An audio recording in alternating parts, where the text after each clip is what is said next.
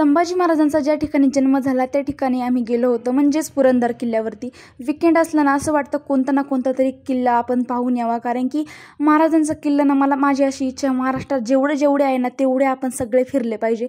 कारण की आताच आपलं वय आहे फिरण्याचं. कारण की जेव्हा माणसं म्हातारी होतात ती सुद्धा काय फिरायला येतात आणि आपण तरुण असं ना, आपण जर का फिरत नसेल तर काय अर्थ आहे आपल्या तारुण्याला. आम्ही इथं आले आम्हाला बाजीप्रभू देशपांडेंचं ते स्मारक दिसलं.